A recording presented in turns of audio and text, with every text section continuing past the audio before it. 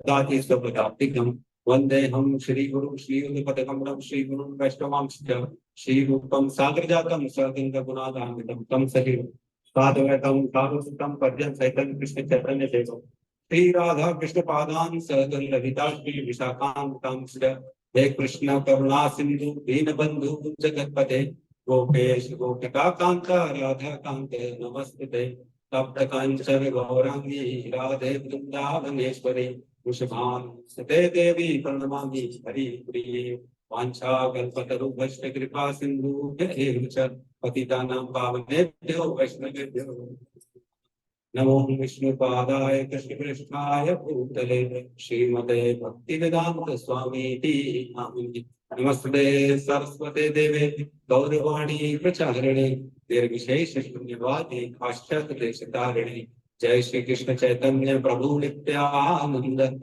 श्री अद्वैत गदाधर श्रीवासादि गौर भक्त वृंद हरे कृष्ण कृष्ण कृष्ण हरे हरे हरे राम हरे राम हरे हरे कृष्ण। तो स्टार्ट करते हैं भज गोविंदम के बारे में। मैं बता रहा हूँ आपको। भज गोविंदम जो है वो आदि शंकराचार्य जी ने लिखा था। उन्होंने तत्काल जब देखा कि एक बूढ़ा व्यक्ति संस्कृत का ग्रामर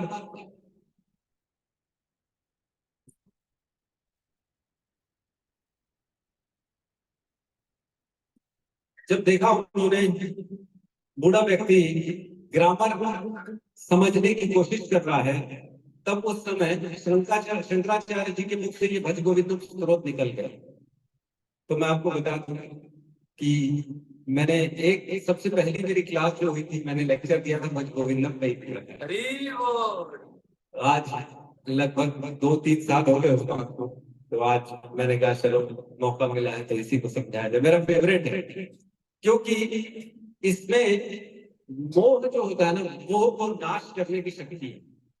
जो भज गोविंदम है उसको बोलते हैं मोह मुदगर। मुदगर का मतलब समझते हैं? कौन समझता है मुदगर किसको बोलते हैं? औजार।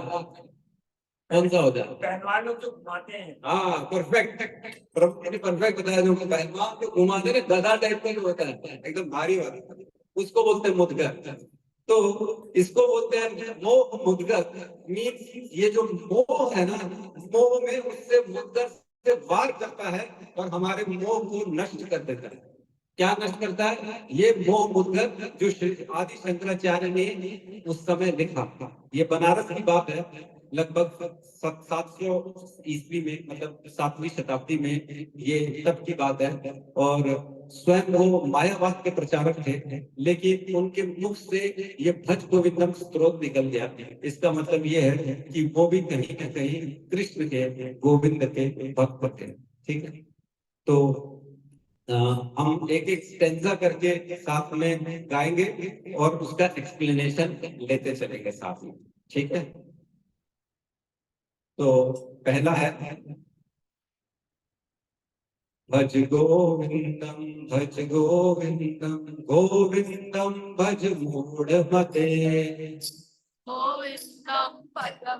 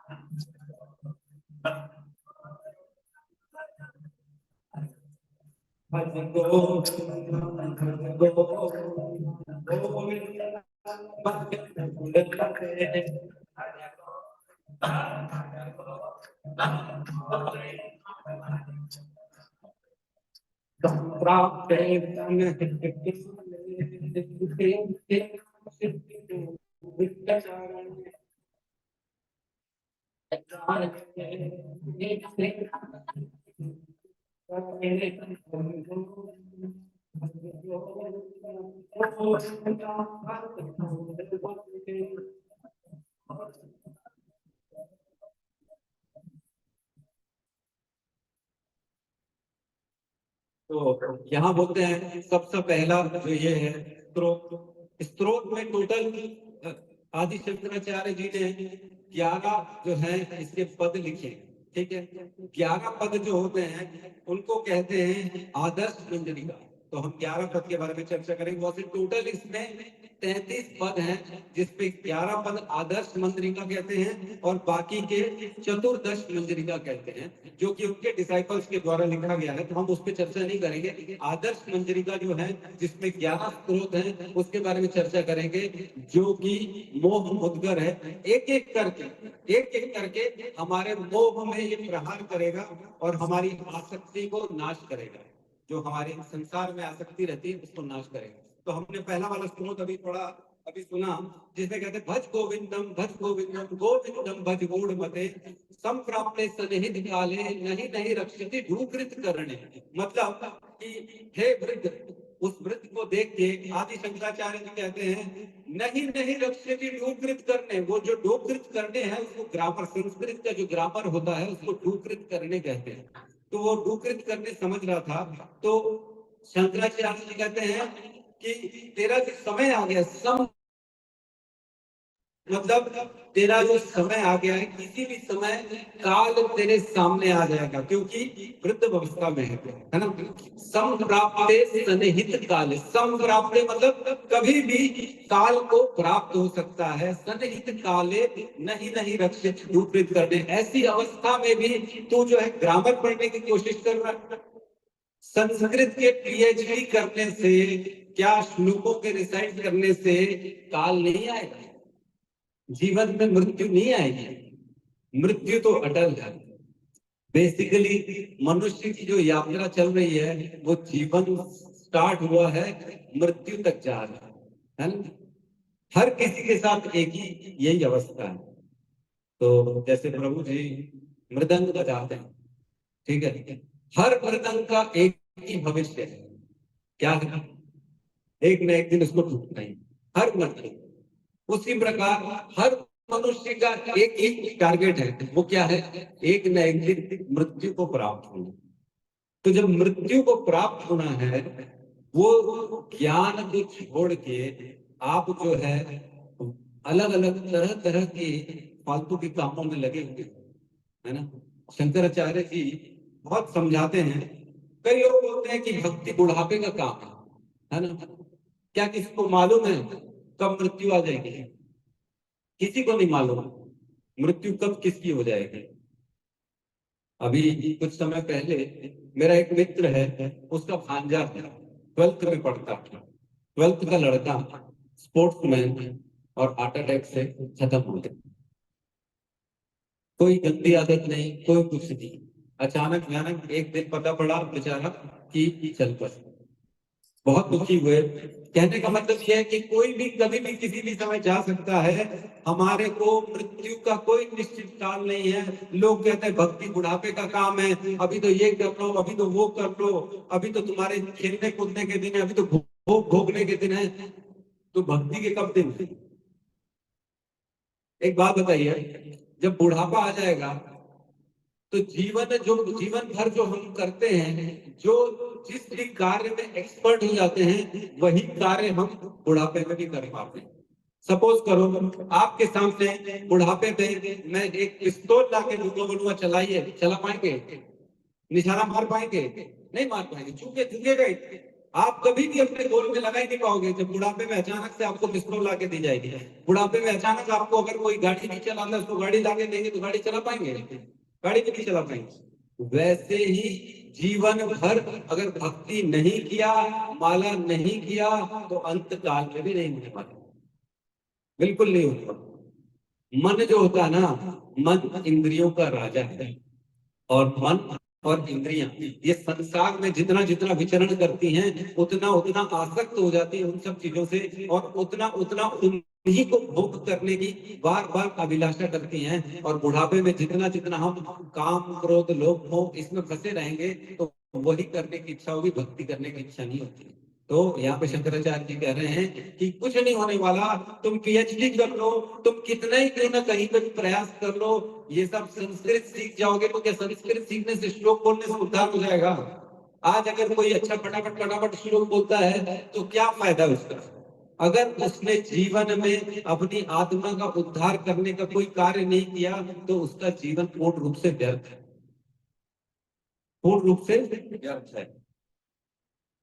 तो एक बार जब यक्ष यक्ष को जानते हैं ना, जो युधिष्ठिर महाराज, महाभारत में आता है, युधिष्ठिर महाराज के जब वनवास के दौरान पांचों भाई निकले थे, तब पानी की प्यास लगी उनको। तब एक एक करके जो छोटे भाई गए पानी पीने, और वहां जाके बेहोश होने लगे, मरने लगे। वहां पे यक्ष था और वो उनको पानी दे नहीं रहा था। आखिरी पे युधिष्ठिर जी गए, तो युधिष्ठिर जी से पूछते यक्ष, बोले मैं तुमसे 100 सवाल करूंगा, अगर तुम सही सही उत्तर दोगे तो पानी भी ले जाने दूंगा, तुमको भाइयों को भी वापस से जीवित कर दूंगा। तो एक एक उन्होंने सवाल पूछा कि इस संसार में सबसे आश्चर्यजनक चीज क्या है ना? तो युधिष्ठिर जी ने कहा, अहनि अहनि भूतानि गच्छन्ति यमालय शेष स्थावर इच्छन्ति किम आश्चर्य तथा परम। मतलब कि स्लोली स्लोली, अहनि अहनि, स्लोली स्लोली रोज आदमी अपनी मृत्यु के करीब जा रहा है।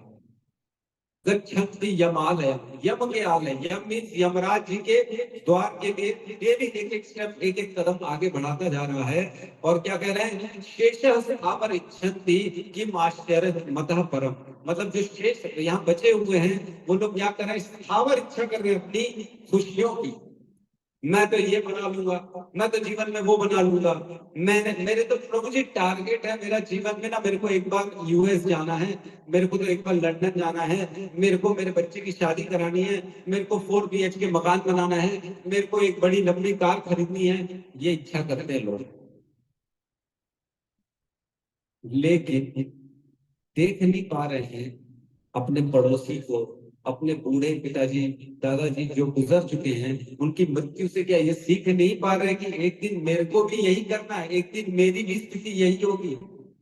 सब लोग जब गुजर जाते हैं तब लेके जाते हैं, जब अंतिम संस्कार में, अंतिम यात्रा में, तो कहते हैं राम नाम सत्य है, राम नाम सत्य है, उस समय कहते हैं। लेकिन पहले अगर कोई बोलते किसी के बर्थडे में राम नाम सत्य है, तो बोले अरे ये क्या बात कर रहे हैं, शुभ शुभ बात करो, कोई बर्थडे में राम नाम सत्य है बोलते हैं क्या? तो राम नाम सत्य है जो अंतिम संस्कार में ले जा रहे हैं, वो किसके लिए बोल रहे हैं, कौन बताएगा?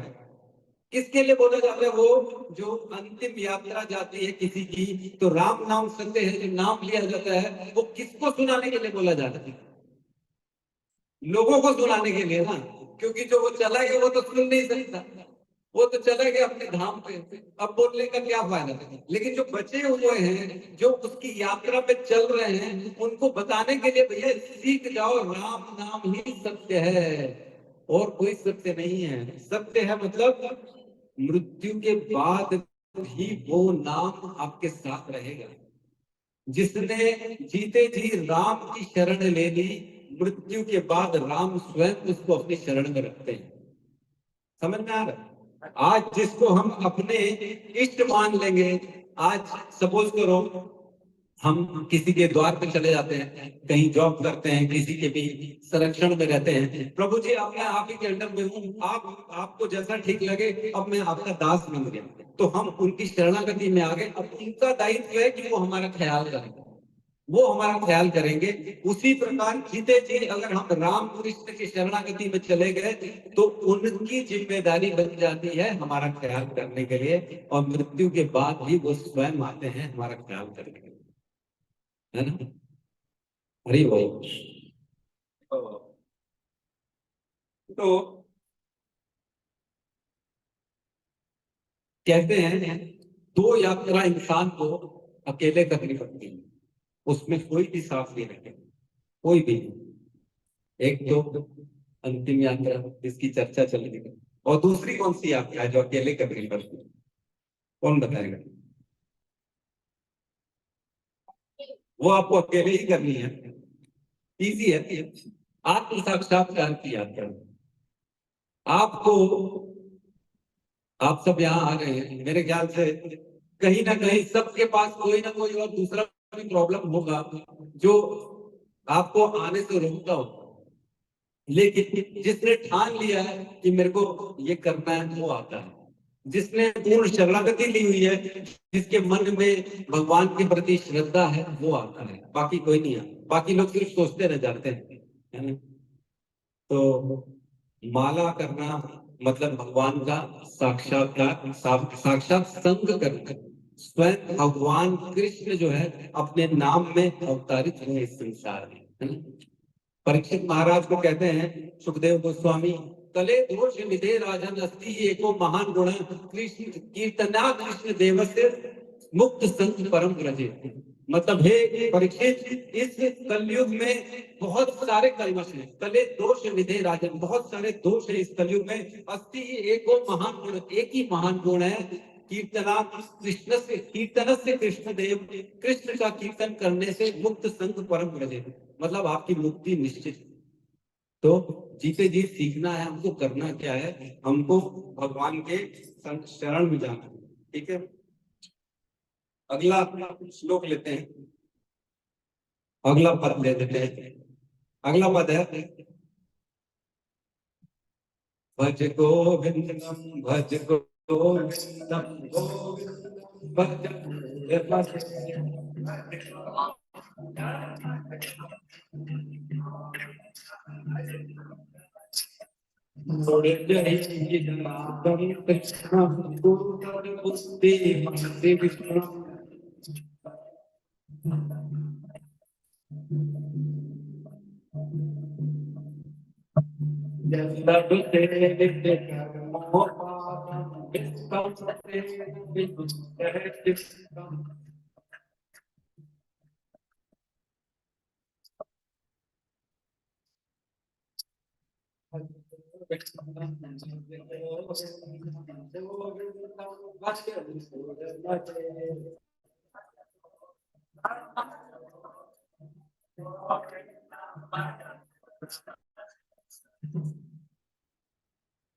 अब कह रहे हैं, पहले बता दिया कि मृत्यु कभी भी आ सकती है, भगवान की शरणागति ग्रहण कर लो। जो नहीं समझता है, मूड, मूड मतलब बेवकूफ, महामूढ़, मूड जही ही धन आगम तृष्णा। जो मूर्ख मूर्ख व्यक्ति होता है ना, मूर्ख व्यक्ति, वो धन की तृष्णा में मंद रहता है। धन, है ना, धन एक ऐसी चीज है जो इंसान को पागल बना देती है, सबने देखा ही नहीं। ठीक है, मूड जो अज्ञानी है, जो संसारी है, जो धन के ही चिंतन में दिन रात अपना समय व्यय कर रहा है, उसके बारे में चल रही है चर्चा। गुरु सत्बुद्धि मन सी विद तृष्णा, अपनी बुद्धि को तुम थोड़ा सा सही दिशा में डालो, इस तृष्णा को अपने अंदर से बाहर निकालो। क्या करें, यल्द से निज कर्मो पातम वित्तम तेन विनोदय चित्तम, मतलब जो तुम्हारे कर्मों से जो तुम्हारे पास धन आ रहा है उसमें संतुष्ट रहने का प्रयास करो, क्योंकि सुख दुख धन यश अपयश ये तो पहले से ही प्रारब्ध के द्वारा आपके पास आना ही है, इसके लिए इतना प्रयास करने की क्या जरूरत है ना। भगवान कहते हैं भगवत गीता के श्लोक में, मामे पंच जीव लोक जीव भूत सनातन मनश्राणी इंद्रियाणी प्रकृति स्थानी दर्शति, मतलब कि परिश्रम, जो इंसान परिश्रम कर रहा है, ये मन और इंद्रियों की तुष्टि के लिए सिर्फ और सिर्फ इनको संतुष्ट करने के लिए जीवन भर प्रयास कर रहा है। क्या खाने की कमी है? खाने के लिए कोई नहीं काम करता। ओढ़ने की कमी है, ओढ़ने के लिए भी कोई काम नहीं करता, लेकिन काम क्यों करता है? पड़ोसी को जलाने के लिए। मेरे पास लंबी गाड़ी, उसके लिए काम करता है। आवश्यकताएं जितनी बढ़ाओगे उतनी बढ़ जाएंगी। बेसिकली आपकी जो है ना, नीड ज्यादा नहीं है, नीड के लिए नहीं काम करते, ग्रीड के लिए काम करते। ग्रीड मीन्स लालच के लिए, और वो और के लिए ना, वो और परेशान रहता है। पहले जो है ना, इंसान के पास एक साइकिल रहती है, साइकिल में संतुष्ट नहीं होता, बोलता है गाड़ी हो जाए मेरे पास, छोटी सी मोटरसाइकिल हो जाए। जब मोटरसाइकिल आ जाती है तब बोलता है यार एक अच्छी वाली एक्टिवा हो जाए, सामान वामान भी रख लूंगा जिसमें बढ़िया अपने घर वाली को बच्चों को भी बिठा दूंगा। तो वो आ जाती है तो संतुष्ट नहीं होता। फिर बोलता है यार एक छोटी सी कार हो जाए, क्योंकि धूप बारिश होती रहती है, कैसे जाएंगे टू व्हीलर पे। एक छोटी सी कार आ जाती है तो भी संतुष्ट नहीं होता। फिर बोलता है बड़ी कार आ जाए तो मैं आराम से जाऊंगा। जब बड़ी कार आ जाती है तब तब भी संतुष्ट नहीं होता। फिर बोलता है और बड़ी एसयूवी, जो बड़ी वाली गाड़ी होती है फॉर्च्यूनर, वो वाली गाड़ी आ जाए तो सेटिस्फाई होता है। जब वो आ जाती तब भी नहीं होता। तब अब उसको प्लेन पे घूमना, अब बोलता अब तो हवाई जहाज पे घूमेंगे, अब जमीन में नहीं रहेंगे, अब हवा में उड़ेंगे। तो बेसिकली इंसान अपनी तृष्णा, अपनी इच्छा के पीछे दौड़े जा रहा है, दौड़े जा रहा है, दौड़े जा रहा है, जो इच्छा कभी खत्म होने वाली नहीं है। इंसान की इच्छा का कोई अंत नहीं है। मन और इंद्रिय तृप्ति ऐसी है कि एक खत्म होती है दूसरी आ जाती, दूसरी खत्म होती तीसरी आ जाती, तीसरी खत्म होती चौथी आती है। जिस दिन हम इसको पढ़ लेंगे, जिस दिन समझ जाएंगे, उस दिन हम मन पे काबू कर पाएंगे, अदरवाइज नहीं काबू कर पाएंगे। भगवान को, कृष्ण को अर्जुन कहते हैं, हे कृष्ण, मैं वायु को तो वश में कर सकता हूं लेकिन मन को नहीं कर सकता। भगवत गीता में कहते हैं, वाह, सिक्स अध्याय में 34वें श्लोक में कहते हैं कि मैं मन को वह कंट्रोल नहीं कर सकता, वायु को कंट्रोल कर सकता हूं। तब कृष्ण कहते हैं, असंशय महाभावो मनो दुर्निग्रहम चलम अभ्यासेन निबोधते वैराग्यम च गृह्यते। मतलब कि तुम एकदम ठीक बोल रहे हो अर्जुन, मन को कंट्रोल करना असंशय महाभाव मनो दुर्निग्रहम चलम, बहुत चंचल है मन, लेकिन अभ्यास के द्वारा और वैराग्य से इसको भी किया जा सकता है। आज की डेट में फंडामेंटल एकदम अलग है। आज के जीवन में जिसको चाहो, जिससे बात करो, वो ये बोलता है, प्रभु जी जो मन में आओ वो करो, जो आपको अच्छा लगे वो करो। पूरा कंसेप्ट ही चेंज हो गया आज की डेट में जीवन का। जिसको जो इच्छा आ रही वही कर रहा है, गलत सलत का कोई हिसाब किताब ही नहीं है।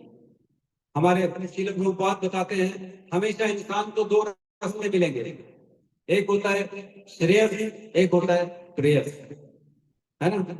प्रेयस में वो रास्ता जो आपको प्रिय लगे, जो अच्छा लगे, और श्रेयस में वो रास्ता जो श्रेष्ठ हो, जो उत्तम हो, जो अंतोगत्वा आपके लिए उद्धार का कारण बने, वो रास्ता। दो रास्ते बताए गए, लेकिन आज की डेट में मनुष्य कौन सा रास्ता चूज करता है?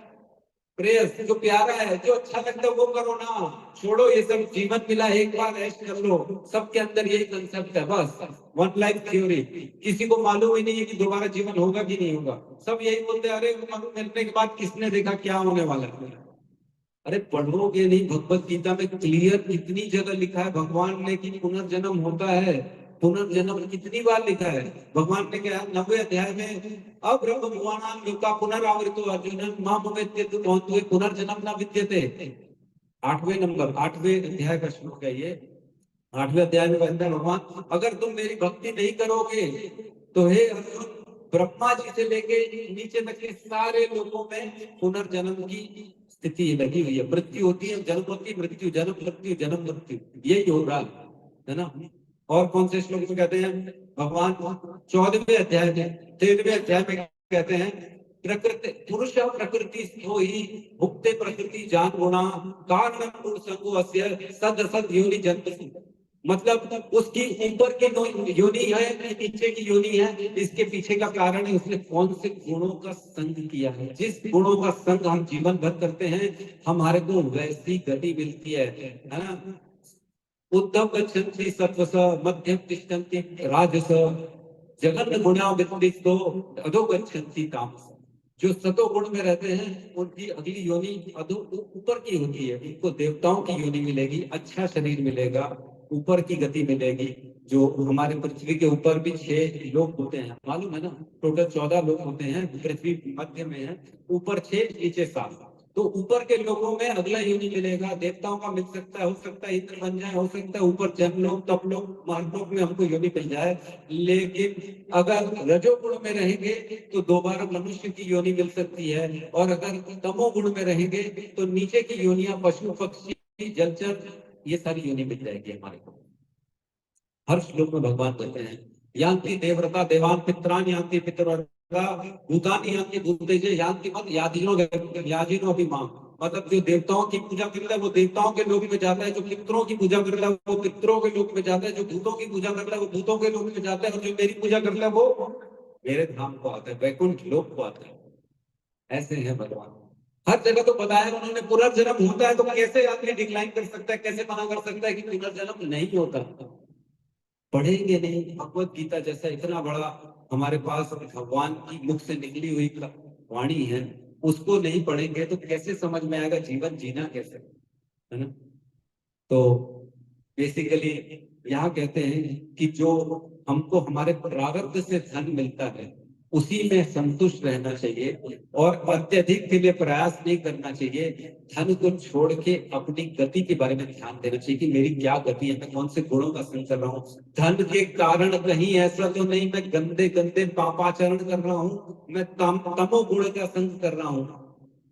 बेसिकली ना मैं बड़ा आश्चर्य करता हूँ कि तमोगुण जो होता है, जैसे तमोगुणी लोग होते हैं ना, वो मदिरा पीते हैं, नॉनवेज खाते हैं, गंदा गंदा खाते हैं, होटलों में खाते हैं जो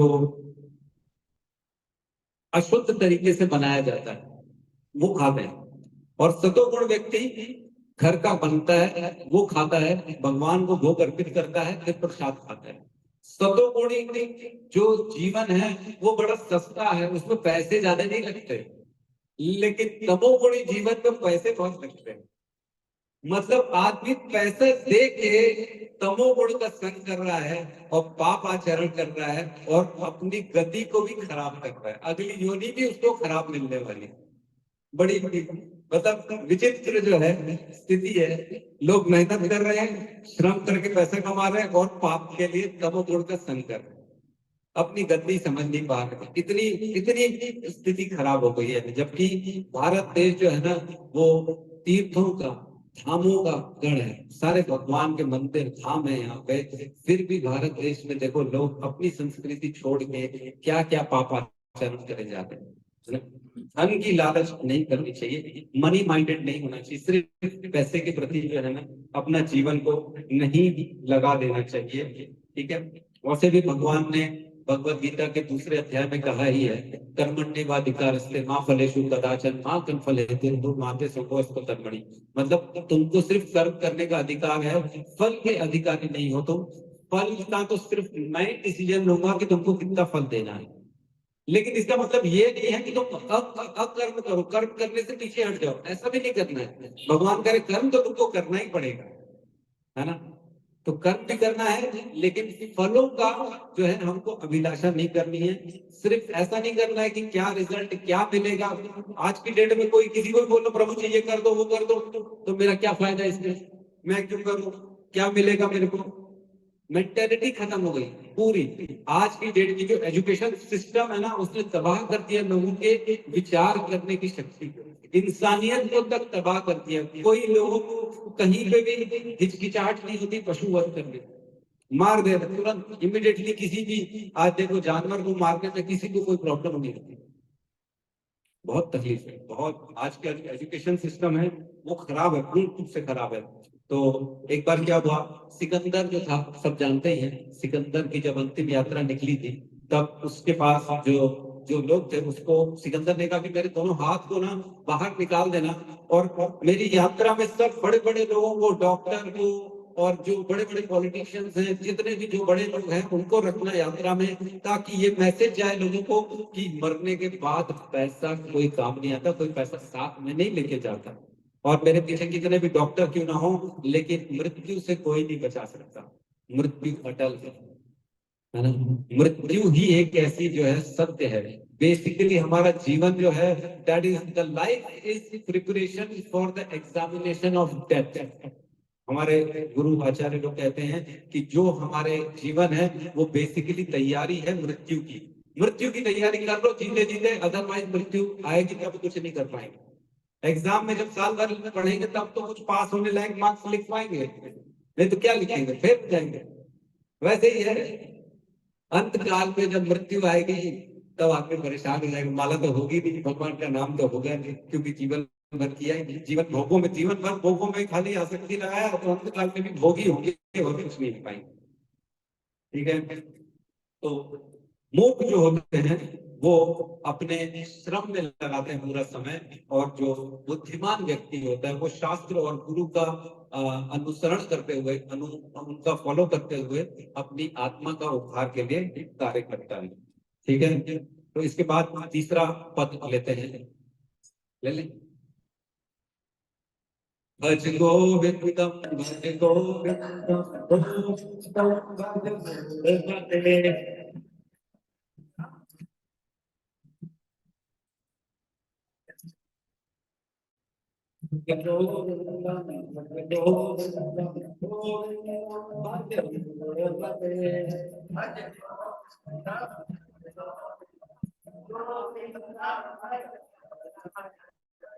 हरि धन भर नारी देशम कृष्ण।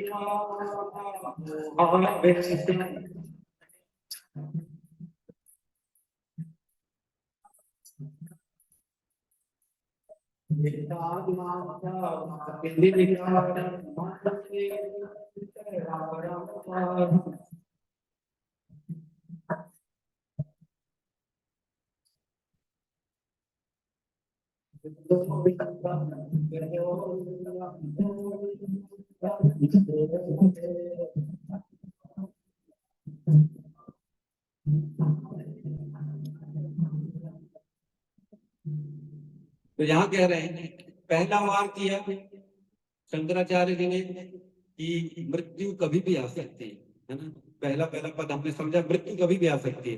दूसरे पद में कहा कि धन के लिए अपना समय खराब मत करो, है ना।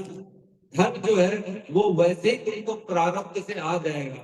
जिस प्रकार दुख के लिए कोई प्रयास नहीं करता लेकिन दुख जीवन में आ जाता है ना, आ जाता है। कोई कामना करता है कि मेरे को बुखार हो जाए, मेरे को टीबी हो जाए, मेरा हाथ टूट जाए, मेरा पैर में फ्रैक्चर हो जाए, कोई कामना करता है, ऐसी रिक्वेस्ट करता है भगवान से? कोई नहीं करता, लेकिन फिर भी होता है, तकलीफें जीवन में आ जाती है। तो उसी प्रकार जैसे सुख के लिए प्रयास नहीं करता, जैसे दुख के लिए कभी भी भगवान से प्रयास नहीं करता, विनती नहीं करता, वैसे ही जीवन में सुख भी आ जाएगा। इसलिए सुखों के लिए प्रयास नहीं करना चाहिए।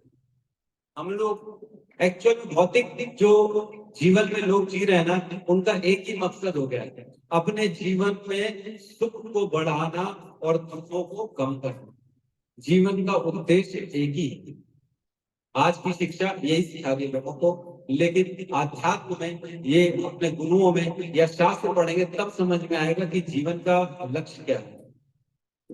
मैं मेरे शिक्षा गुरु हिस प्रशांत प्रभु हैं, उनसे मैंने पूछा कि प्रभु जी दुर्लभ मनुष्य तन पावा, सब ग्रंथ धन यही गावा, सब ग्रंथ में यही लिखा है कि मनुष्य का जीवन सुदुर्लभ है, सुदुर्लभ है। दुर्लभ मीन्स रेयर, सुदुर्लभ मीन्स रेयर से भी रेयर और रेयर। तो बोले मैं कैसे समझे इस बात को कि दुर्लभ का मतलब क्या है। तो उन्होंने एग्जाम्पल से मेरे को सिखाया कि समंदर का किनारा देखिए हो ना, हाँ देखिए, तो समंदर के किनारे में रेत की कितनी सारी कड़े होती हैं, अनगिनत, कोई गिनती नहीं। तो बोले एक कण जो है उसमें से उठा लो, मैंने कहा उठा दिया। बोले अब वो कण तुम वापस फेंक दो रेत में, मैंने कहा फेंक दिया। क्या अब दोबारा वो कण मिलेगा तुम्हारे को? सेम वही कण दोबारा मिलेगा? नहीं मिलेगा। उतना ही चांस है मनुष्य को जीवन में अगली योनि मनुष्य की है। मनुष्य जीवन इतना दुर्लभ है, इतना दुर्लभ है जिसकी कोई कल्पना नहीं है, बहुत दुर्लभ। हमारे प्रहलाद महाराज कहते हैं कौमर आचरे प्रज्ञा धर्मा भागवत नी है सुदुर्लभ मनुष्य जन्म जन्म तदपि ध्रुवम अर्थतम। मतलब कि जो मनुष्य का जीवन है बहुत दुर्लभ है, बहुत दुर्लभ। इसलिए बचपन से कौमर, कौमर मीन्स 5 साल की अवस्था से धर्म और भागवत, भागवत मीन्स भगवत गीता और श्री कृष्ण की सेवा, इसके कार्य में लग जाना चाहिए। तदपि ध्रुवम अर्थदम। मनुष्य का जीवन कभी भी छूट सकता है, लेकिन छूटने से पहले इसका उपयोग करके इसका अर्थ निकाला जा सकता है ना। एक होता है अर्थ और एक होता है व्यर्थ। व्यर्थ समझते हैं ना, बेकार, कोई काम का नहीं है ना, बेकार है। कई लोग आते हैं मेरे को बोलते प्रभु जी छोड़ो, बेकार बेकार है, चलो आगे चलो, ये कोई काम का नहीं है। मतलब उससे आपको कोई बेनिफिट नहीं मिलने वाला, लेकिन मनुष्य जीवन से बहुत बड़ा अर्थ सिद्ध हो सकता है अगर इसको हमने धर्म और भगवान की शरण में लगा दिया, तो इससे हम बहुत बड़ा अर्थ निकाल सकते हैं।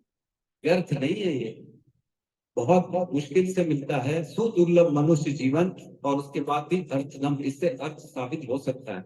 तो हमको समझना चाहिए कि बेसिकली हमको कहाँ दिमाग लगाना है। तो इस श्लोक को बताते हैं कि नारी तन भर नाभि देशम दृष्टवा मागा मोह वैश्म। मीन्स जो पुरुष है वो नारी को देख के उसका दिमाग, उसका दिल जो है बहने लगता है। जहां देखी नारी वहीं आंख मारी, क्या क्या चलता नहीं। ऐसे ऐसे कहावत, ऐसे ऐसे गाने निकलते हैं आजकल कि अब तो हमको, मैं तो भूल ही गया, पिछले 4 साल से तो मूवी देखना बंद कर दिया, गाने सुनने बंद कर दिए, इसलिए पता नहीं। लेकिन बेसिकली हर आदमी की आज की डेट में एक ही कमजोरी है, स्त्री की पुरुष में आसक्ति, पुरुष की स्त्री में आसक्ति। ये बहुत खतरनाक खेल है, बहुत खतरनाक खेल है। ये काम का जो खेल है ना, ये पतन करा देता है। बहुत बड़ा खेल है, इसमें हमको बच के रहना चाहिए। काम, काम वैसे भगवत गीता के भगवान तीसरे अध्याय के 37वें नंबर श्लोक में कहते हैं, कामेश क्रोधेश रजोगुण समुद्भव महाशनो महापापो विद्यतेन ही वैरिणाम।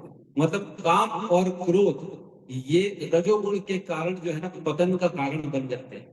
इसी के कारण इंसान पूरा जीवन पाप करता है, काम के लिए और क्रोध। काम मीन्स स्त्री पुरुष की आसक्ति, अपनी इंद्रिय तृप्ति, अपनी इच्छा पूर्ति करना। इसी के कारण आदमी गलत काम करता है और गलत आचरण में लग जाता है। और बड़ी बड़ी तकलीफ के साथ कहना पड़ रहा है कि आज की एजुकेशन में कोई सिस्टम नहीं, कोई बताने वाला नहीं है कि ये सही नहीं है। आज हमारे इस्कॉन में शीला प्रभुपाद ने बहुत से नियम बनाए, जैसे माताएं अलग बैठ रही हैं, प्रभु जी अलग बैठते हैं। कोई कोई दोनों का ऐसा, नृत्य भी करते हैं तो सब अलग अलग करते हैं अपने अपनी जगह पे। कोई उन्होंने इवन बहुत से ऐसे रूल्स बनाए ताकि माताएं और पुरुषों का एक दूसरे के साथ बहुत कम जो है आदान प्रदान हो, ताकि किसी भी कारणवश पतन का कारण न बन जाए एक दूसरे की आसक्ति। देखो कहीं पे भी हमारे कितने सारे पूरे पुराने अपने जीवन जिए हैं, उनकी संस्कार हमारे साथ अगले जीवन में जाते हैं। तो जो संस्कार आते हैं वो भोग के हमारे जीवन में बचपन से ही आ जाते हैं ऑटोमेटिकली। बच्चा जब बड़ा होता है, 10 12 15 साल 16 साल का होता है, तो ऑटोमेटिकली उसके अंदर काम की उत्पत्ति होती है, उसको सिखाने की जरूरत नहीं पड़ती। क्या किसी को बताता है कि ये लड़की है, इसमें अब तुमको अट्रैक्शन पैदा करना है? कोई लड़की को बताता है कि लड़का है, इसमें अट्रैक्शन अब होगा तुम्हारा? कोई नहीं बताता, ये ऑटोमेटिकली स्वभाव से उत्पन्न हो जाता है। लेकिन हमारे गुरुकुल में इसको पहले बताया जाता था कि तुम्हारे को 25 साल तक ब्रह्मचर्य का कठोर जो है श्रम, कठोर अपने को आचरण रखना है। लेकिन आज की डेट में कोई ये समझाने वाला नहीं है। बहुत तकलीफ होती है ये सब देखते हुए कि पुरुष स्त्री, स्त्री पुरुष का बड़ा विचलित समाज चल रहा है। आज की डेट में हाई कोर्ट और सुप्रीम कोर्ट ने लिव इन रिलेशनशिप पता नहीं क्या क्या अभी स्टार्ट कर दिया है, जिससे पतन हो जाएगा। आपको मैं बता दूं, भगवत गीता के पहले अध्याय में जो अर्जुन विषाद योग कहते हैं, जिसमें जिसमें अर्जुन को संशय हो गया था कि मैं अपने परिजनों को कैसे मार दूं, मेरे दादा हैं, मेरा मित्र है, मेरे भाई हैं, मेरे गुरु हैं, इनको मैं कैसे मार दूं। तो उसमें एक श्लोक आता है 30-35 के आसपास, जिसमें अर्जुन कहते हैं कि अगर मैं इस युद्ध करता हूं और ये सारे मारे जाते हैं तो इनकी स्त्रियां जो हैं वो बेचारी कहाँ जाएंगी और वो विशुद्ध हो जाएंगी, और एक जो है क्या बोलते हैं, वर्ण संकर उत्पन्न हो जाएगा। वर्ण संकर समझते हैं? वर्ण संकर भी एक क्षत्रिय और एक शूद्र, अगर उनका विवाह हो जाएगा तो बचपन बच्चा जो होगा वो वर्ण संकर हो जाएगा, उसको समझ में नहीं आएगा मैं शूद्र क्षत्रिय हूँ कि शूद्र हूँ।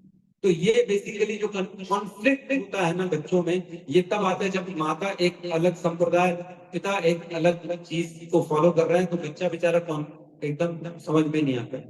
जो आजकल होता है हम देखते हैं, मैरिजेस हो रही है, पिताजी कोई मुसलमान है, माताजी क्रिश्चियन है, तो बच्चे बोलते हैं अब हम क्या है, और उसको पता ही नहीं हो गया है। ऐसे बहुत जगह हो रहा है आजकल। जब से ये चालू हो गया तो बेचारे धर्म लुप्त होते जा रहे हैं। यही संशय था, ये बहुत बड़ा संशय था। अर्जुन बोलता है ये हो जाएगा तो धर्म लुप्त हो जाएगा, लोग पिंड क्रिया कैसे करेंगे, पिंड क्रिया लुप्त हो जाएगी। कितना सोचो, दूर की सोच रहे हैं अर्जुन उस समय, कितनी दूर की सोच रहे हैं। अगर ये सब मर जाएंगे तो इतनी स्त्रियां जो हैं वो किसका आश्रय लेंगी, उनसे बच्चे जो होंगे वो पिंड क्रिया नहीं कर पाएंगे, धर्म लुप्त हो जाएगा, सोचो। और हम कुछ सोचते ही नहीं। आज के लोग बच्चे कुछ सोचते नहीं। तो बेसिकली जो है काम क्रोध से दूर रहना चाहिए। काम जो है पतन कर देता है। भगवान दूसरे अध्याय के 62 नंबर श्लोक में बोलते हैं, ध्यायते विषय पुंसां संगस्ते उपजायते संगात संजायते कामा कामात् क्रोध अभिजायते।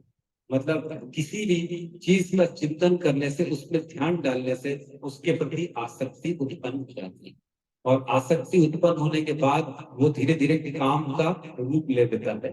और काम जो है, कामात क्रोध अभिजायते, जब वो पूर्ण नहीं होता तो क्रोध आने लगता है उसको प्राप्त करने के लिए। कैसे भी मेरे को ये चाहिए, बस मेरे जीवन का एक लक्ष्य है, कैसे भी किसी भी कीमत पे मेरे को ये होना। और आज के लोगों में यही होता है, और इसको पॉजिटिव लोगों दिखाते हैं कि पैशनेट बनो। आज के जो सोशल मोटिवेशनल स्पीकर होते हैं वो तो और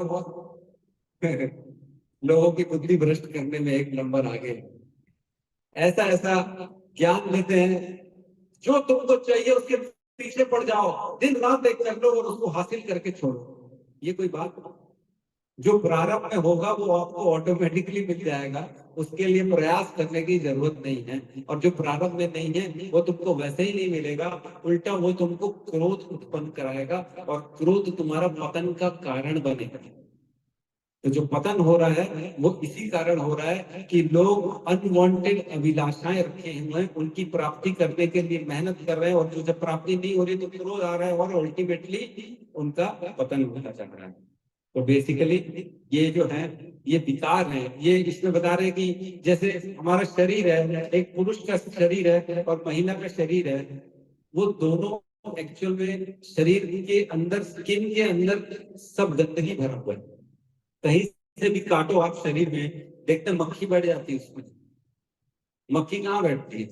गंदगी में बैठती है। तो क्या है इसका मतलब? हमारे शरीर के अंदर गंदगी है, मांस मज्जा मल मूत्र रक्त पी, यही सब भरा हुआ है हमारे शरीर के अंदर, और कुछ नहीं भरा हुआ। और थैले को, एक थैले अच्छे से कैरी बैग के इसको पैक कर दिया गया, सुंदर सा एक स्किन लगा दिया है और पैक कर दिया गया है, जाओ अब धो। तो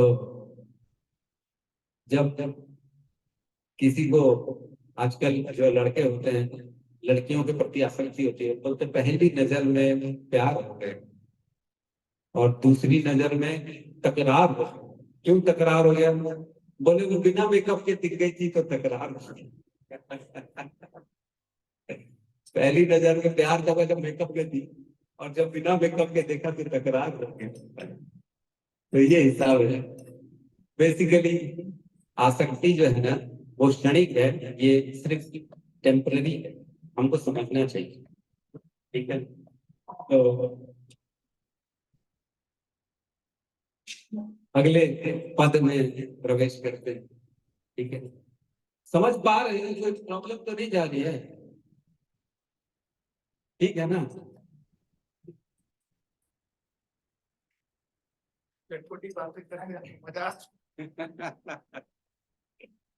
हाँ, ज्यादा सीरियस बात नहीं करना चाहिए।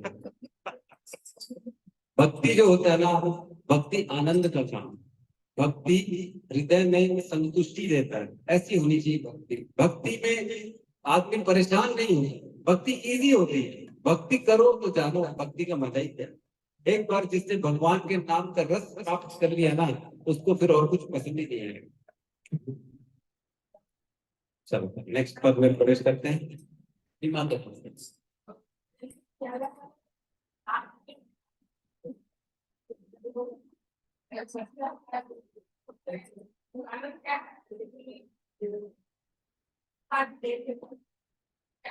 माता जी का प्रश्न है कि जो अलग अलग जाति में शादी हो जाती है और जो बच्चा उत्पन्न होता है, उसका बेचारे वो क्या करेगा? उसका रास्ता क्या है? उसका रास्ता कुछ नहीं है माता जी।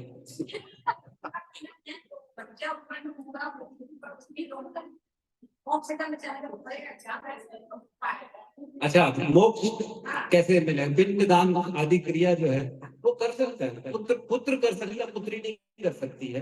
पिंड दान क्रिया जो है वो पुत्र कर सकता है। पुत्र का मतलब ही है नरक त्रायते इति पुत्र। पुत्र जो होता है उसका काम ही है कि नाम के नरक से त्रायत है। जिसने पुत्र को अगर ये ज्ञान नहीं दिया कि पिंड दान करना है, श्राद्ध क्रिया करनी है, अंत्येष्टि क्रिया करनी है, तो उसको गति नहीं मिलती है जीवन के बाद। मृत्यु के बाद जो अगला योनि है वो या तो आपकी अपंग जो अंग नहीं होते, आज की डेट में हम देखते हैं ना, लोग अपंग है, विकलांग है, किसी का कोई अंग नहीं है, क्यों नहीं है? क्योंकि उसकी पिंडोदक क्रिया ठीक से नहीं हुई। ये भी एक बहुत बड़ा कारण है। जिसकी पिंडोदक क्रिया ढंग से नहीं होती है उसका अगली योनि में जन्म में अंग गायब हो जाता है। तो अपने बच्चों को सिखाना बहुत जरूरी है कि ये सारे कार्य, श्राद्ध कार्य, अंतिम क्रिया, अंत्येष्टि कार्य, पिंडोदक क्रिया, ये सब करना अत्यंत आवश्यक है। जिसने अपने बच्चों को ये तक नहीं सिखाया वो जाके पितृलोक में अपने बच्चों को फिर वहां से बदुआ देते हैं, जिसको हम पितृ दोष कहते हैं। पितृदोष जो लगता है वो ऐसे ही लगता है जब देखते हैं कि मेरा बच्चा टीवी में बैठा है और श्राद्ध करने का समय नहीं है इसके पास, तो वहां से उनके मुंह से बदुआ निकलती है, तेरा बर्बाद हो जाए, तूने किया क्या है, अपने पिता के लिए तेरे पास समय नहीं है। तो वो जो उनकी निकली हुई नेगेटिव चीजें हैं वही पितृदोष लग जाती है। बड़ी मुश्किल है, बचना चाहिए हम। ठीक है, तो नेक्स्ट पद में प्रवेश करते हैं। भज गोविंदम भज गोविंदम भज गोविंदम भज गोविंदम भज गोविंदम।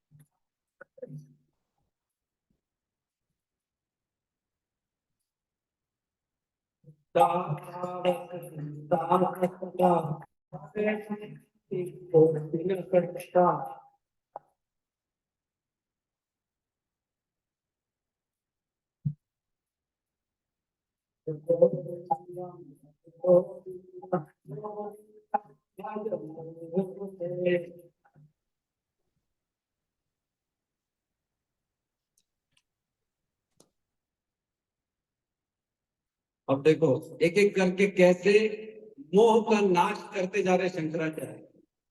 सबसे पहले बोला कि मृत्यु कभी भी आ जाएगी, आप छोड़ दो ये सब पढ़ना लिखना, तरह तरह की रुचियों को खत्म करो और भगवान को तुम अपना जो है शरण लगाओ। फिर बताया कि जो है अपने काम को जो है कंट्रोल पे करो। फिर उसके बाद बताया धन, धन के प्रति जो है ना अपने जो है तुम ज्यादा व्यर्थ समय मत बताओ। धन के लिए श्रम करने का कोई अर्थ नहीं है। फिर उसके बाद बताया कि नारी और पुरुष इनके प्रति जो है ना दिमाग लगाने का मतलब नहीं है। तुम अपने अपनी स्थिति में आओ, आत्मा का उद्धार करो और भक्ति में करो। अब बता रहे हैं यहाँ पे, बालस्तावत् क्रीडासक्ता तरुणास्तावत् तरुणी सक्ता। बालस्तावत् मीन्स जो बचपन होता है, बचपन में क्रीड़ा आसक्ता, खेल खेलने का मन करता है। कभी कोई बच्चा वीडियो गेम खेलता है, बैडमिंटन खेलता है, तरह तरह के गेम होते हैं बच्चों के खेलते हैं। आजकल तो खाली वीडियो गेम में, मोबाइल में लगे रहते हैं बच्चे, जो कि और खतरनाक है। पहले तो गेम होते थे दौड़ने के, हम जब खेलते थे फुटबॉल खेलते थे, लुका छुपी खेलते थे, दूर दूर तक पिट्टूल खेलते थे, मार रहे हैं एक दूसरे को, दौड़ रहे हैं, बच रहे हैं। लेकिन आजकल के बच्चे तो दौड़ भी नहीं पाते, वो खाली एक ही जगह में खाली वीडियो गेम पकड़ के खेलते रहते हैं। और वहीं पे उनको फिर पिज्जा चाहिए, बर्गर, सैंडविच। तो पहले की क्रीड़ा अलग होती थी, आज की क्रीड़ा अलग है। लेकिन कुल मिला के बच्चे का इंटरेस्ट सिर्फ खेल खेलने में रहता है, उसका इंटरेस्ट और किसी में नहीं रहता है। बच्चे को बोलो स्कूल की फीस तुम्हारी कौन पटाता है, तो बोलेगा मेरे को पता नहीं, पापा जान। उसको अपने स्कूल की फीस का भी लेना देना नहीं है, उसका खाली इंटरेस्ट अपने मस्ती करने में है। तो बच्चे का इंटरेस्ट सिर्फ मस्ती करने में है। उसका पूरा समय, बचपन का जो समय होता है खेल खेलने में और बिना चिंता के निकल जाता है। फिर कह रहे हैं थोड़ा सा और बड़ा होता है व्यक्ति, तरुणा जो अवस्था होती है उसको जवानी की अवस्था कहते हैं। तो जैसे बड़ा होता है, जवानी आती है, तब उसके अंदर एक अलग ही जो है ना स्त्री के प्रति, गर्लफ्रेंड के प्रति मोह उत्पन्न, लड़कियों का लड़कों को देते, लड़कों का लड़कियों को देते, तो अलग ही उसकी डिमांड अलग रहती है। वो तेज मोटरसाइकिल चलाएगा, है ना, वो अलग अलग तरह की उसकी आसक्तियां डेवलप हो जाती है। तरुण आसक्ता, जो तरुण आसक्ता होती है ना, ये जैसे जवानी आएगी उस समय यही अच्छा लगेगा और कुछ अच्छा नहीं लगेगा।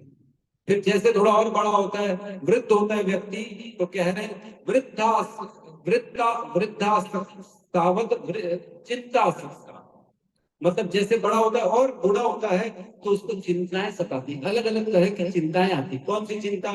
मेरे बाप क्या होगा, मेरे घर वालों का मैं नहीं करूंगा तो कैसे लोगों का गुजारा होगा, मैं ही तो मेरे बच्चों का ख्याल करता हूँ, मैं ही तो मेरे बच्चों के लिए घर में खाना लाता हूँ, मैं चले जाऊंगा तो मेरी पत्नी बच्चों को खाना कौन खिलाएगा। तो कोई चला जाता है तो क्या उसके पीछे लोग जीते नहीं? जो आदमी ये सोचता है कि मेरे बिना काम नहीं हो पाएगा, कल को कुछ चला जाएगा तो क्या काम नहीं होगा उसके बिना? आज किसी की मृत्यु होती है ना, तो उसका शरीर 2 दिन कोई घर में नहीं रख सकता, 2 दिन नहीं रख सकता। 2 दिन क्या, 2 घंटे 4 घंटे में बोलते इसको ले जाओ यहाँ से, इसको फटाफट इसकी अंतिम क्रिया कर दो, बदबू आ रही है यहाँ पे, कौन संभालेगा इसको? तो क्या जो चले गए वो नहीं है?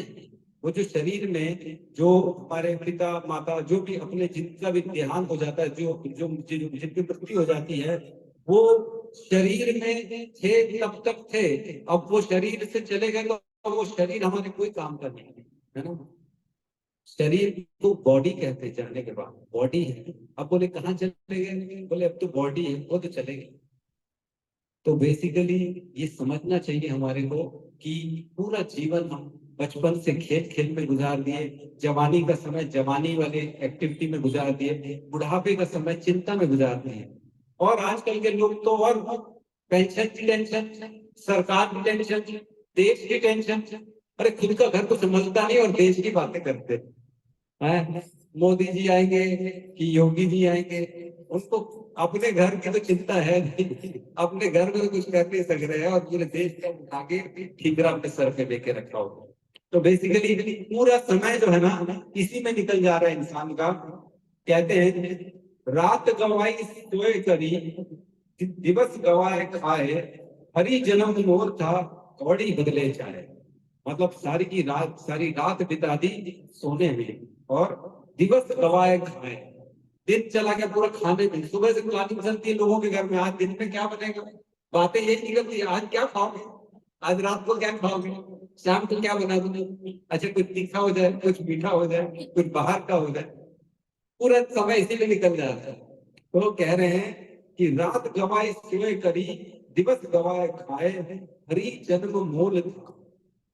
जो ये जीवन है, हरी जन्म अनमोल था, अनमोल जीवन था, कौड़ी बदले जाए, कौड़ी के बदले में ये जमीन पूरा दे दिया। एक मेरा मित्र है, उसको मैं बहुत बोलता हूँ कि आ जा भगवत गीता की क्लास में आ जा, तो नहीं आ पाता। उसको दारू की लत लग गई है, उसको रिहेबिलिटेशन सेंटर होता है ना जहाँ पे ठीक करने के लिए भेजते हैं, हॉस्पिटल टाइप का एक, यहाँ टॉर्चर भी किया जाता है मेरे ख्याल से।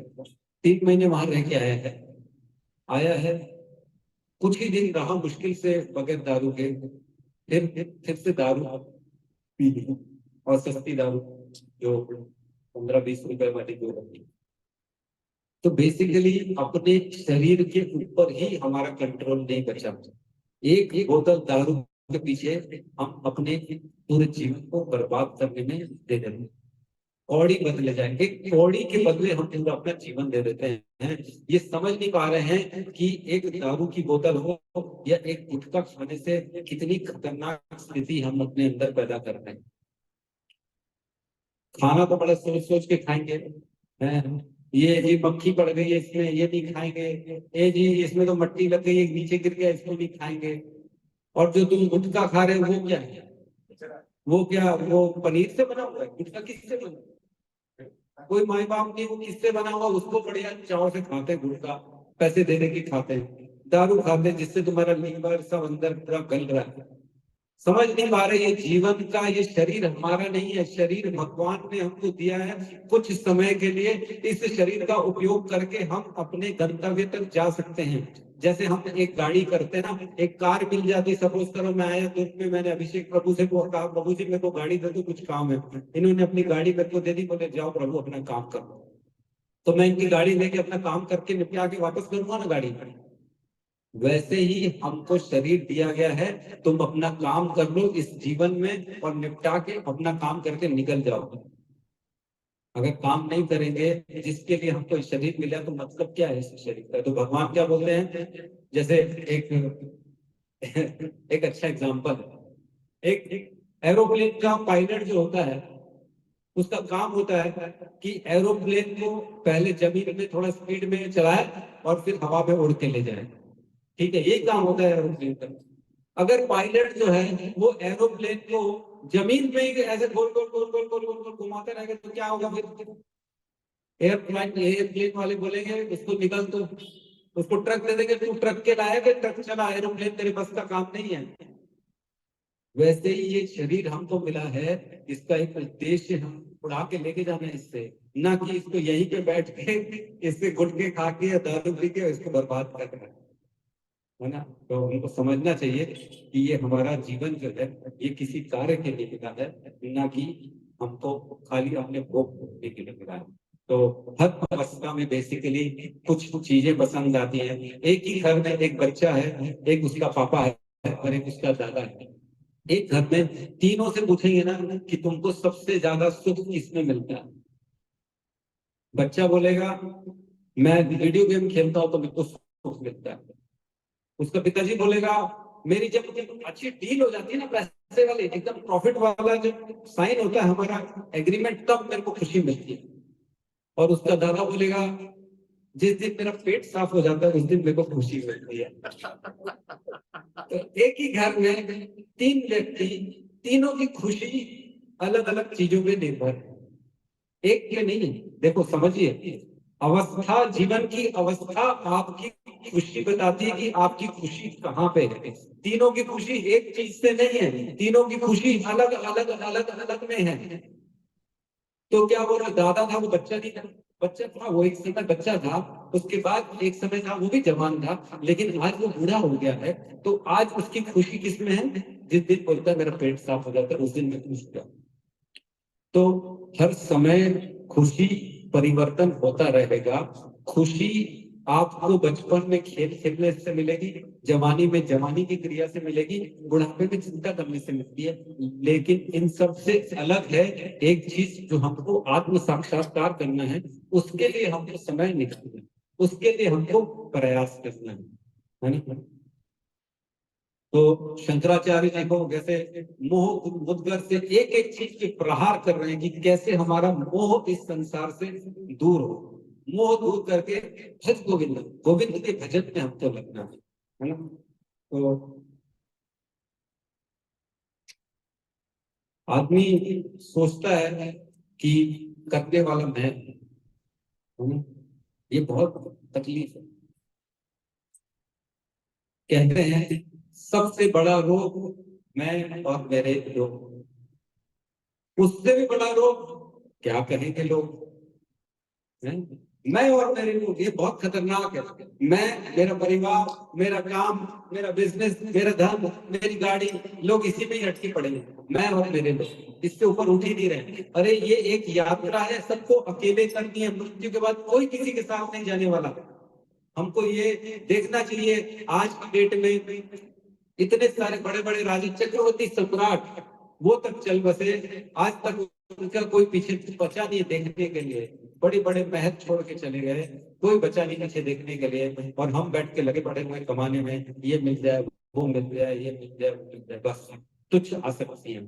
ठीक है, तो अगले पद की ओर पढ़ते हैं।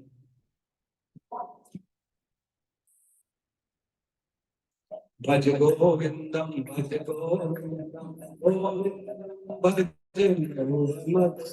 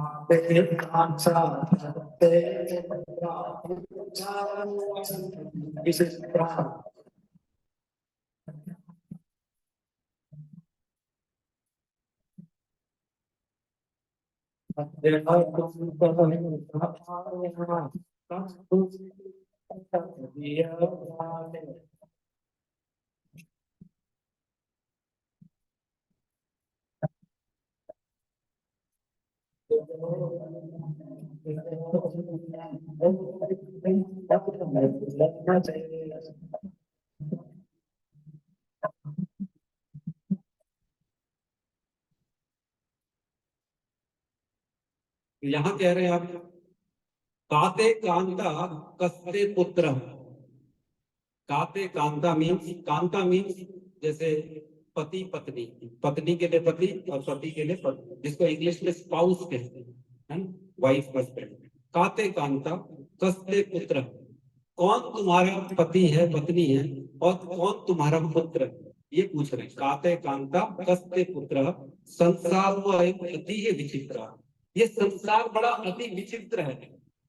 कौन तुम्हारा पति है, पत्नी है, कौन तुम्हारा बच्चा है, ये संसार बड़ा अति विचित्र है। कस्य त्वं कह कुता आया, मतलब तुम ये समझो कि तुम्हारे को माता के गर्भ में डाला किस।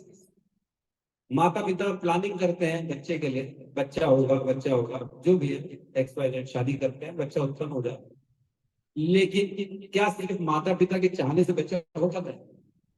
नहीं होता। माता पिता के चाहने से बच्चा नहीं होता। तो मतलब बेसिकली बच्चे को लाने वाला माता पिता नहीं है। माता पिता चाहे जितना सर रगड़ ले, माथा रगड़ ले, उनको बच्चा होगा तो भगवान की कृपा से होगा, है ना। एक राजा चित्रकेतु थे, सबने सुना उनका प्रसंग, भागवत जी में आता है। चित्रकेतु 1000 रानियां थी उनकी और पुत्र एक भी नहीं। नारद जी की कृपा से एक पुत्र होता है, हर्ष शोक, है ना, हर्ष शोक मिलता है। तो जबरदस्ती लेते नारद जी से, और नारद जी बोलते हैं वो हर्ष शोक होगा, तुम्हारे हर्ष का भी कारण और शोक का भी कारण, जिसको बाकी 999 रानियां जहर देके मार देती है। बोले जब से आया है राजा हमको पूछ ही नहीं रहे, हमको इग्नोर कर रहा है आजकल राजा, वही वाली रानी, वही वाला बच्चा, बस हम तो भूल ही गए। तो ये कारण है, दूसरों का सुख भी नहीं देखा जाता, बहुत तकलीफ। तो यहाँ कह रहे हैं कि कास्ते कांता कस्ते पुत्रा, है ना, संसार अति विचित्र, ये संसार बड़ा विचित्र है। ये समझ नहीं पा रहा है कि ये पति, ये बच्चा तुम्हारे को किसने दिया? क्या तुमने लाया? तुमने बच्चे को निकाला? तुम्हारे में इतना सक्षमता है कि तुम बच्चे पैदा कर सको? नहीं, तुम्हारे पास नहीं है ये क्षमता, ये तो भगवान की कृपा से बच्चे हो सकते हैं। तो वही कह रहे हैं कि कस्य त्वं कह कुता आया, ये सोचो कि तुम्हारे को किसने ये जीवन दिया है और कैसे माँ के गर्भ में तुम्हारे को किसने भेजा है ना।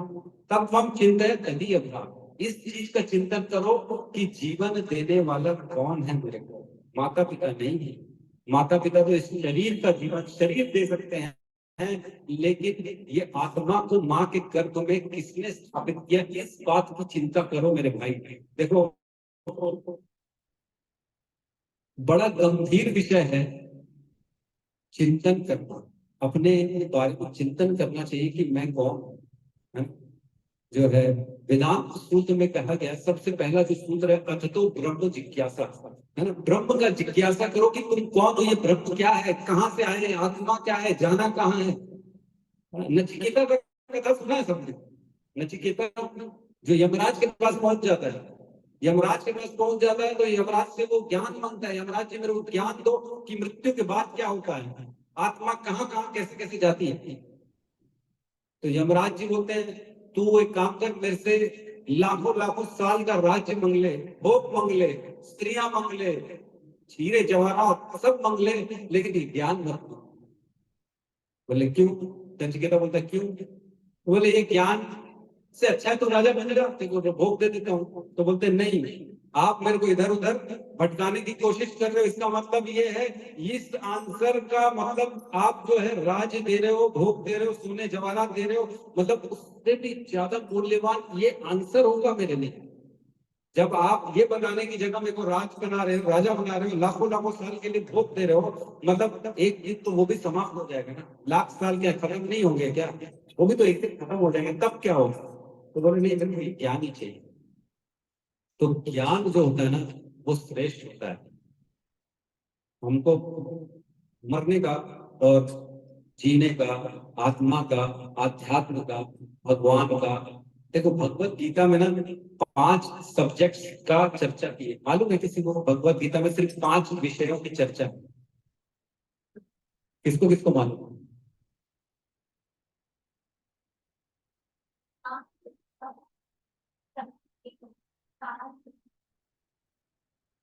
प्रकृति, काल और भगवान, ईश्वर, प्रकृति, काल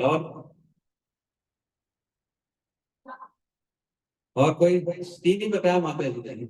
हाँ यस बेटा। प्रकृति, जीव, काल, कर्म और ईश्वर।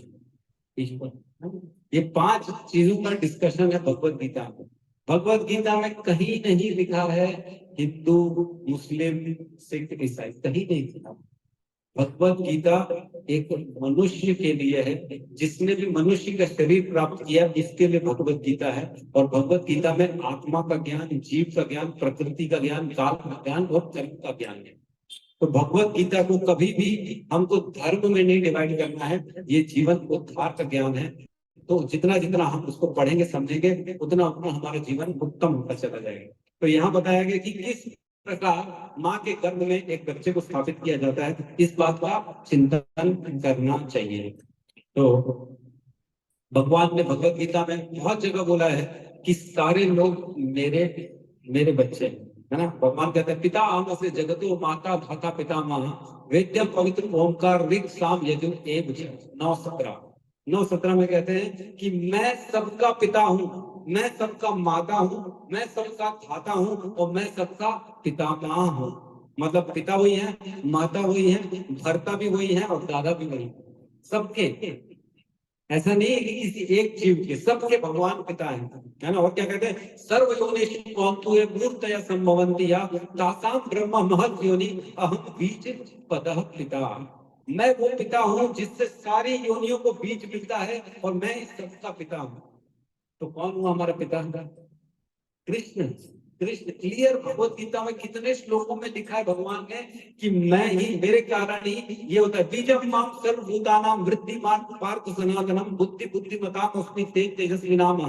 भगवान कहते मैं ही वो बीज हूँ जिससे सबको सबको जीवन की उत्पत्ति होगी। हर जगह पढ़ो भगवत गीता में, तब समझ में आएगा कि हमारा असली पिता कौन है। तो असली पिता की सेवा करनी चाहिए कि नहीं करनी चाहिए?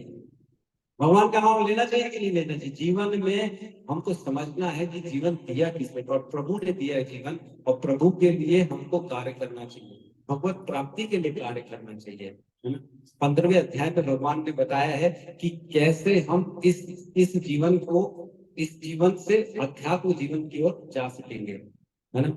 भगवान कहते हैं 14.26 में कहते हैं माम माम च यो अव्यभिचारेण भक्ति योगेन सेवते स गुणान् संचित्तेतान् ब्रह्म भूयाय कल्पते।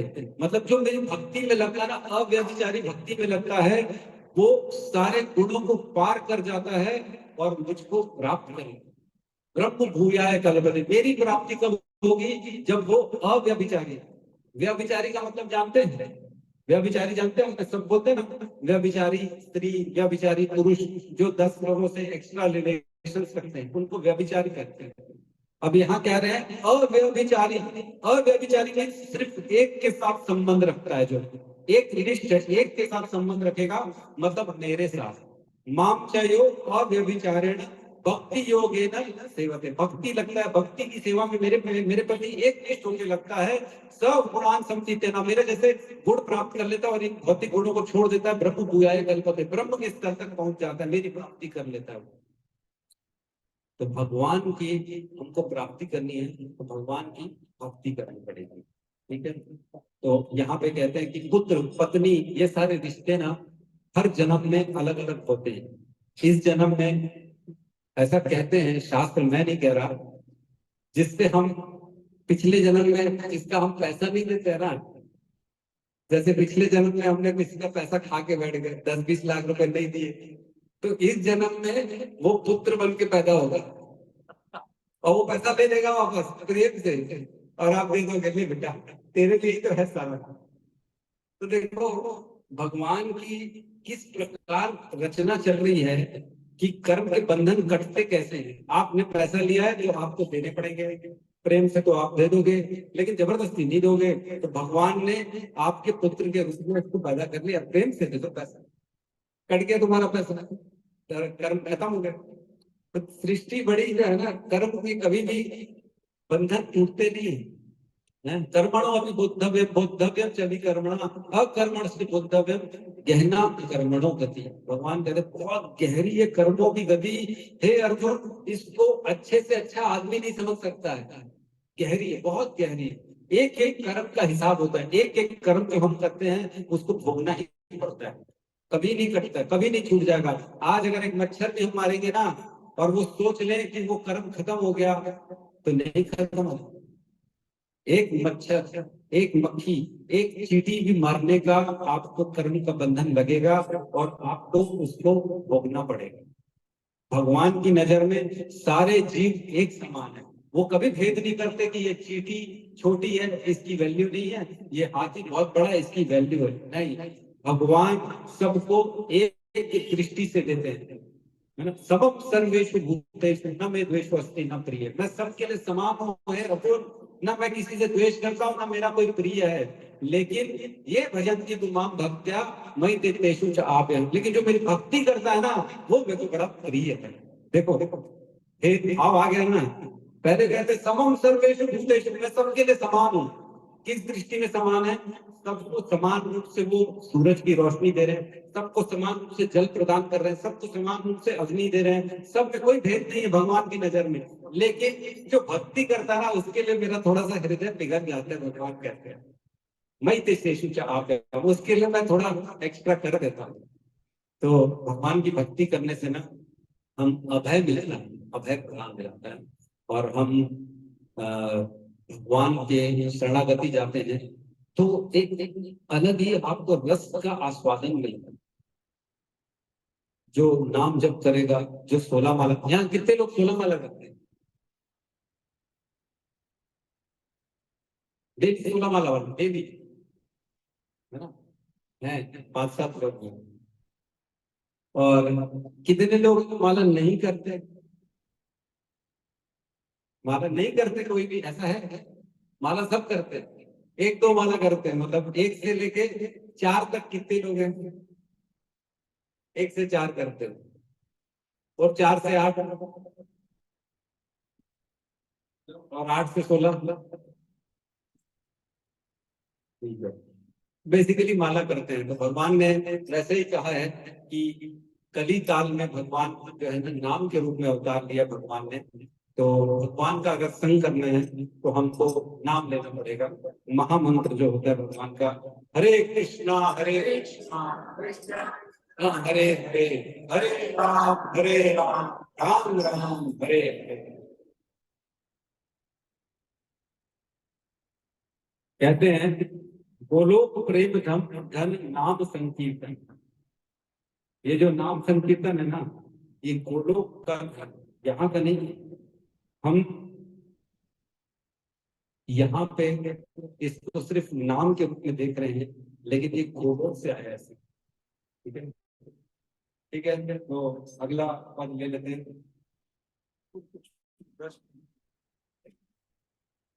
अरे कौन से बोलो? प्रश्न तो अभी हो गया क्या समय प्रभु जी? 7:15 बज गए, खत्म करने के? जल्दी लग गए। अच्छा, तो यही खत्म करें। कंप्लीट करके खत्म। तो ये तो ठीक है, सार में एक मैं एक लास्ट पद ले लेता हूँ, वो बड़ा अच्छा लगेगा, है ना। अंगम गणितम वाला ले लेते हैं, वो अच्छा है, ठीक है। उसमें और ही है, भज गोविंदम भज गोविंदम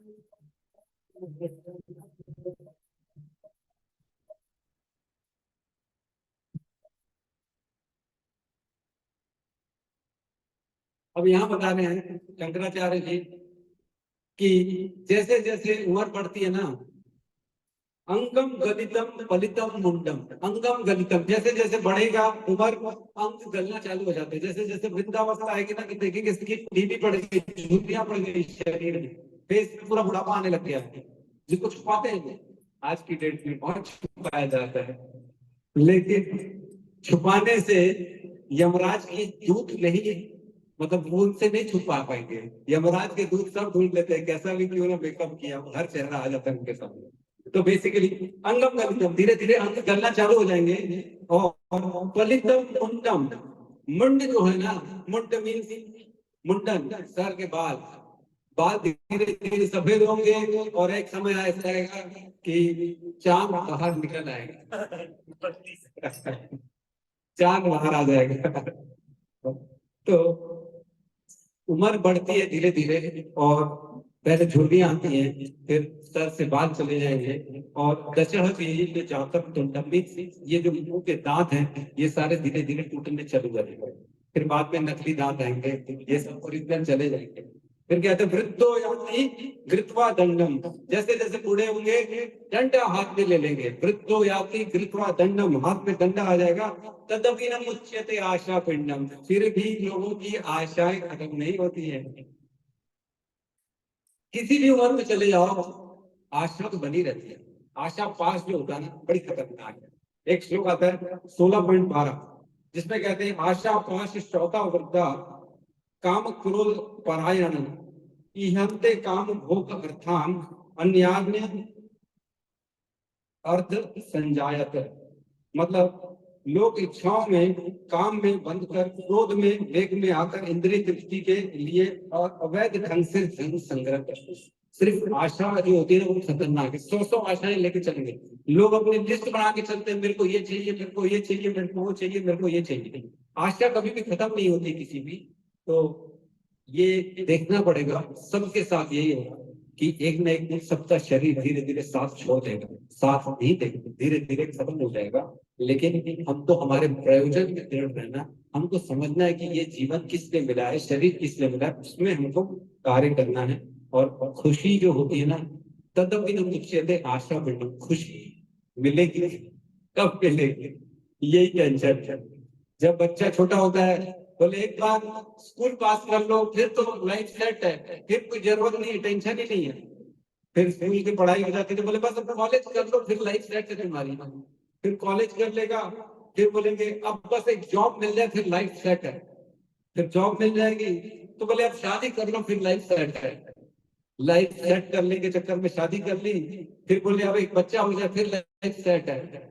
फिर बच्चा हो गया तो फिर बोले अब बच्चे के लिए और एक्स्ट्रा श्रम करो, एक्स्ट्रा जॉब में एक्स्ट्रा मेहनत करो। बच्चा आ गया, उसकी पढ़ाई चाहिए, उसकी लिखाई चाहिए, कहाँ से आएगा पैसा। फिर उसकी पढ़ाई में लग गए, फिर बोले बच्चा बड़ा हो जाए, फिर उसकी शादी करा दूं, फिर लाइफ सेट है। फिर मैं फ्री हो जाऊंगा, तो फिर मैं भक्ति करूंगा। भक्ति होगी नहीं है ऐसे।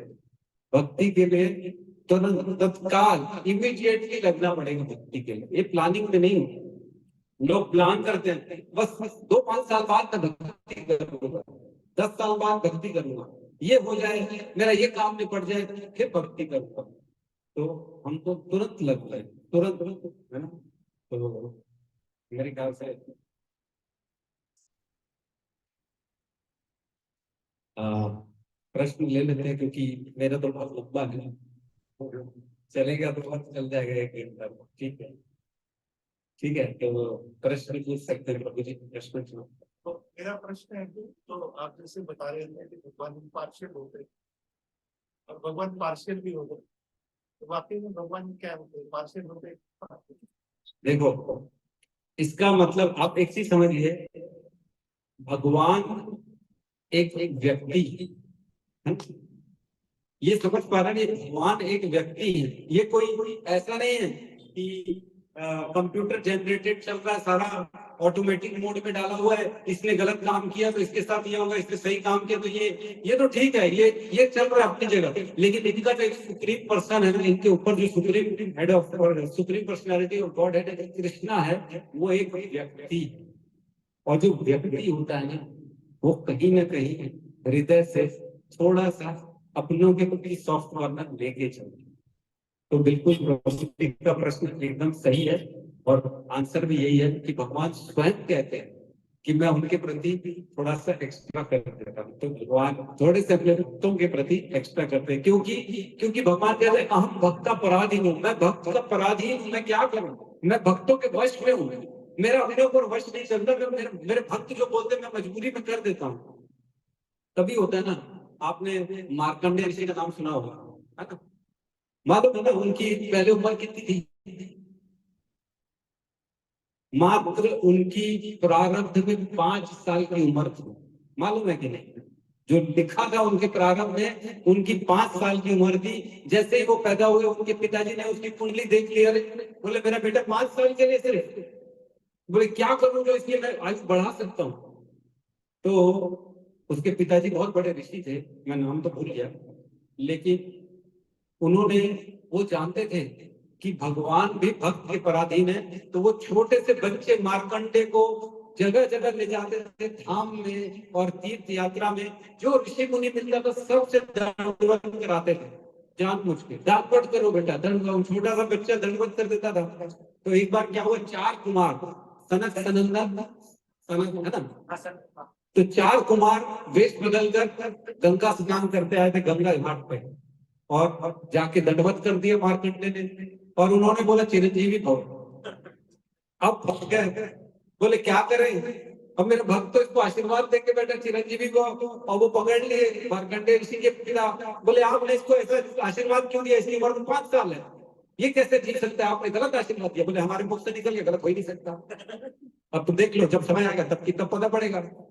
5 साल हुए, यमराज जी आए लेने, ये लोग मंदिर में बैठे थे, मंदिर में हवन किया इसके पिताजी ने, 4 कुमार को, आप आओ, आपने आशीर्वाद दिया, देखो यमराज आ गया लेने के लिए, क्या करना है। तो कुमार आ गया, बोले क्या करना है, यमराज जी को बोले नहीं नहीं ले जा सकते, हमने आशीर्वाद दिया है। यमराज जी सीधा में बोले क्या करेंगे, भगवान को आह्वान हुआ, भगवान को बुलाया गया, तो भगवान ने बोला ठीक है जाने दो, इसकी जो है आयु है, मेरे से थोड़ा सा आयु ले लो, तो उनकी आयु मार्कंडेय ऋषि की 7 कल्प तक की आयु बनी। 7 कल्प तक जीवित थे, जिनकी आयु 5 वर्ष की थी। 7 कल्प समझते हैं कितना होता है? एक ब्रह्मा जी के 12 घंटे जो होते हैं दिन के, उसको कल्प कहते हैं, और 12 घंटे की रात्रि को प्रलय कहते हैं। तो उनके 12 घंटे जो दिन के कल्प होते हैं, उसमें 14 मनुओं की रचना होती है। एक मनु में 71 चतुर्युग होती है, और एक चतुर्युग में 43,20,000 साल होते हैं। कितने साल हो गए एक कल्प में, और ऐसे 7 कल्प मार्कंडेय ऋषि ने देखे। तो ऐसा है, हो जाता है वो तो। यस प्रभु जी। प्रभु जी, सर्वगुण संपन्न तो सिर्फ भगवान ही है, परमात्मा है, और हम लोग जाने अनजाना में कुछ न कुछ करते रहते हैं, कुछ काम गलतियां करते रहते हैं। तो लेकिन जब हम भाव से भगवान को भजते हैं या स्मरण करते, तभी तो ये दिया है ना गीता जी में कि सर्वधर्मान् परित्यज्य मामेकं शरणं व्रज अहं त्वां सर्व पापेभ्यो मोक्षयिष्यामि मा शुचः। और इसमें आता है रामचरितमानस में सुंदरकांड में आता है, निर्मल मन धन सो मोहि भावा मोहि कपट संचलन भाव। तो भगवान को अगर भाव के साथ होते तो हमारे कर्म बंधन कट सकते हैं क्या? नहीं, ऐसा नहीं है। मतलब कटते तो हैं, लेकिन डिपेंड करता है कितने कटते। देखो, एक श्लोक आता है, पुराण का श्लोक, अप्रारब्ध फलम पापम कुटम बीजम फलेन मुखम कर्मणे ही प्रलीयन्ते विष्णु भक्ति आत्मनः। मतलब जो अप्रारब्ध, प्रारब्ध और कूटम बीजम, चार प्रकार के हमारे जो होते हैं हमारे जीवन में, जो भोग भोगने, प्रारब्ध अप्रारब्ध। एक्चुअल में देखिए क्या होता है, हमने अनेक योनियों में कर्म किया है, वो सारे कर्म हमारे अप्रारब्ध कहलाते हैं। लेकिन जब ये जीवन दिया जाता है ना, तब कुछ उसमें से निकाल के प्रारब्ध दिया जाता है। तो रामचरित में कहते हैं, पहले रचा प्रारब्ध पीछे रचा शरीरा, तुलसी तू भज ले रघुवीरा। ऐसा एक स्टैंजा आता है जिसमें कहा गया कि पहले प्रारब्ध बनता है, मतलब उसमें से पहले कर्म निकाला जाता है, फिर शरीर दिया जाता है कि अब ये कर्म के लिए ये शरीर है, ये कर्म इस शरीर में भोगना पड़ेगा, तब ये तुम्हारा शरीर खत्म होगा। तो जो हम भक्ति करते हैं ना, तो उसमें क्रम वाइज पहले अप्रारब्ध खत्म होता है, जो हमारा पहले का बचा हुआ है। धीरे धीरे बहुत प्रगाढ़ भक्ति करने से फिर प्रारब्ध भी कट जाता है। इस जीवन में भी जो मिलने वाले पाप है, जो तकलीफें हैं, वो भी कट सकती हैं, लेकिन वो बहुत ही अति दुर्लभ तरीके से, बहुत अति भक्ति करने से कट जाती है, लेकिन कट जाती है। और ये जो मार्कंडेय ऋषि का ना प्रभु जी, मैं जो आपको बता रहा हूँ, अष्टलोक जो है, 8 अमर है जिनको अमरता का प्रदान है। अश्वत्थामा बलिदासो हनुमानस्य विभीषण कृपा परशुरामस्य संतते जीविना। अष्टम मार्कंडेय ऋषि को कोई याद आ गया समय तो बता रहा। सही है।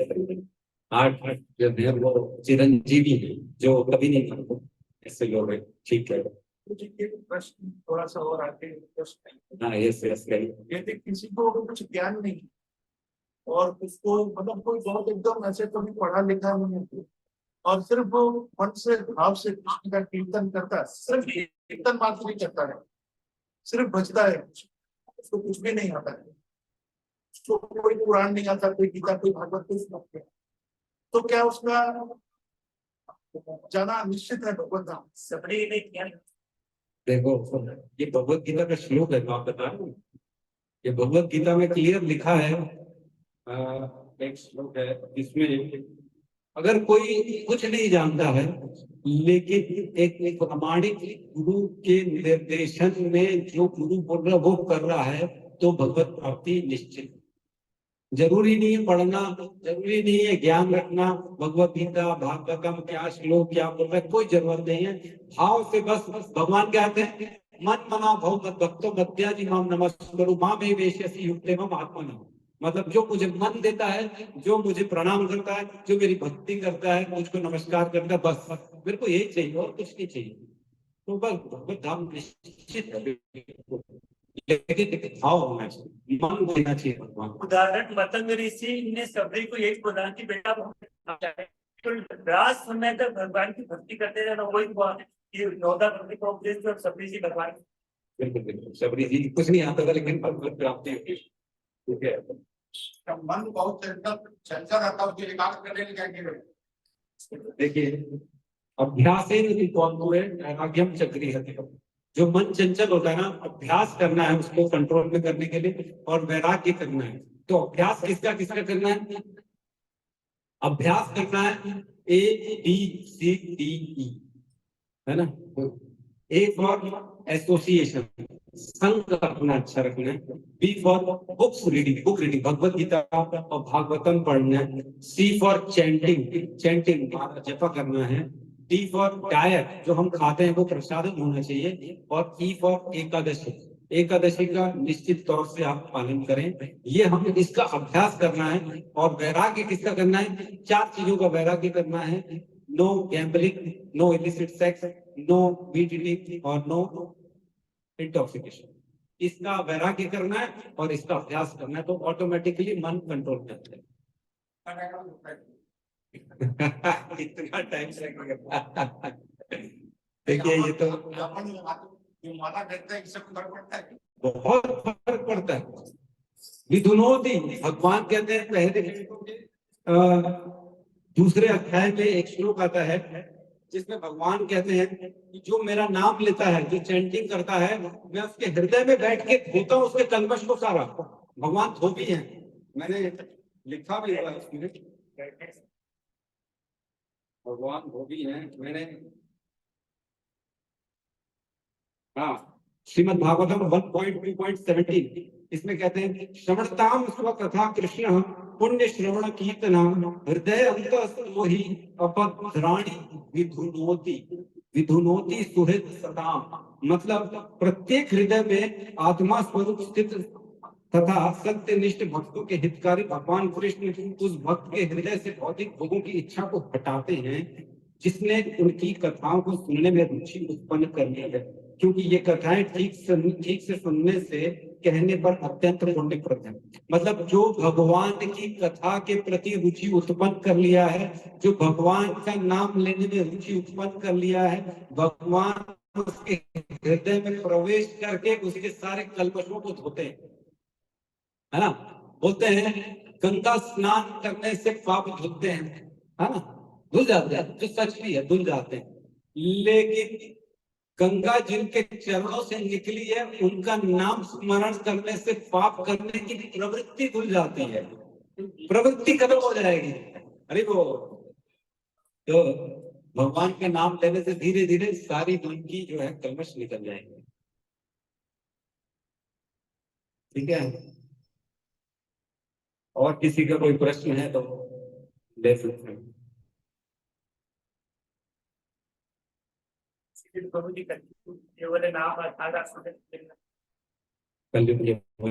नाम बिल्कुल सही है। द्वादश अक्षरम मंत्र षोडश नाम कान्वितम प्रभजन्न प्रजन्न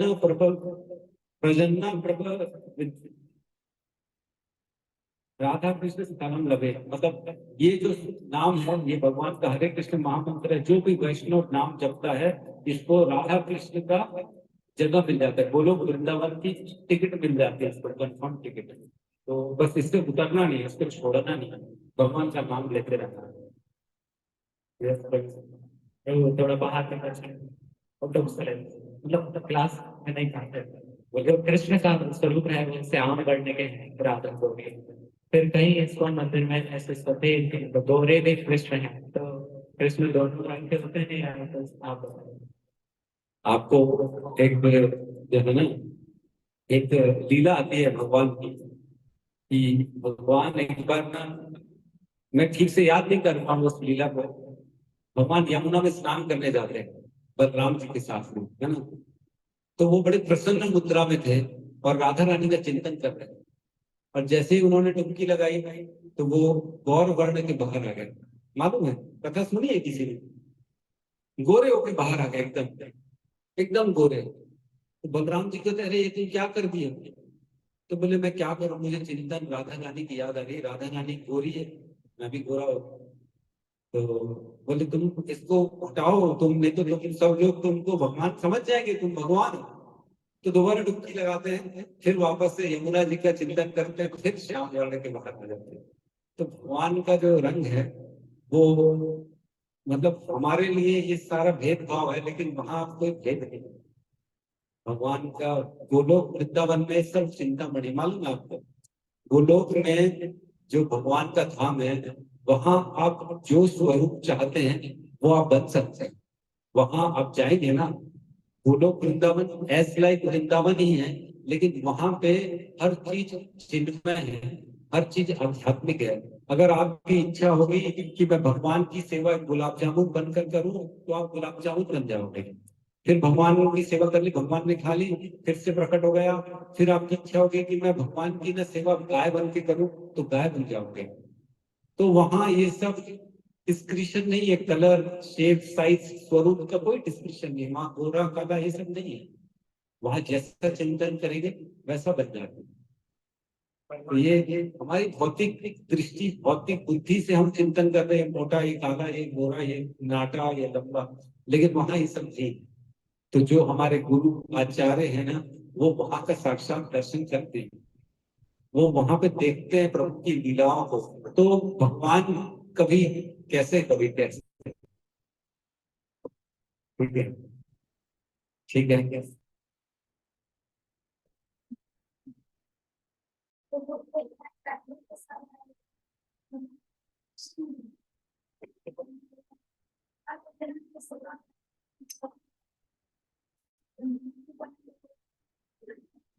मैं सुन नहीं पा रहा हूँ।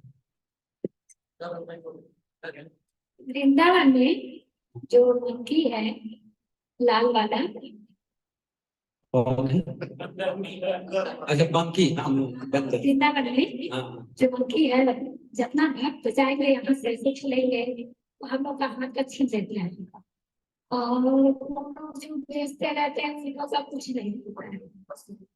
किसी का चश्मा छीन देगा, किसी का पर्स छीन देगा है। और वो लोग मतलब एकदम ऋषि मुनि है पहले का, जो प्रभु का सेवा करेंगे ताकि वो दिन और रात उन्हीं के सेवा में लगे रहते हैं। ऐसा है वृंदावन में। हाँ, बिल्कुल सही कह रहे हैं। तो ऊपर चली गई जब बिल्कुल सही है। वो सारा बचे हैं। ऐसा। उज्जैन भी 2 बार चली गई। बिल्कुल अच्छी बात है। ठीक है, तो यहाँ हम क्लास को क्लोज करते हैं। सब मिलके एक बार जोर से हरे कृष्ण का जाप कर लेते हैं। हरे कृष्णा, हरे कृष्णा, कृष्णा कृष्णा, हरे राम, हरे राम, आशा करते हैं कि सबको आज की क्लास से कुछ ज्ञान मिला होगा, कुछ सीखने की बातें मिली होगी, और अगर कुछ ऐसा अप्रिय बात लगी तो उसके लिए मैं क्षमा चाहता हूँ सबसे।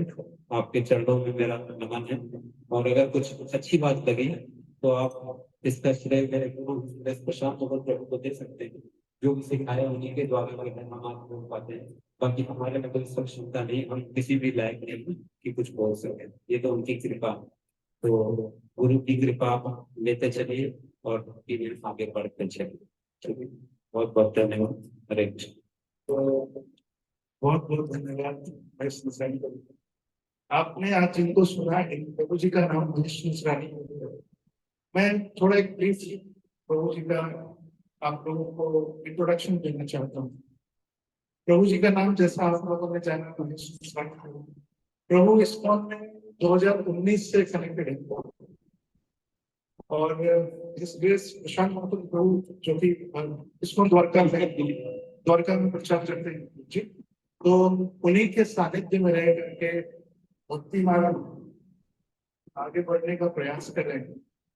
प्रभु जी बहुत ही मतलब जैसे हम तो इनको आध्यात्मिक देख रहे हैं, प्रभु जी अपने भौतिक कार्यों में भी बहुत बहुत मतलब सेटल्ड है, बेसिकली बोला जा सकता है। प्रभु जी रायपुर में जो है इंडस्ट्रियलिस्ट है, बेसिकली स्टील की और रियल एस्टेट का प्रभु जी का काम विस्तार में काम है।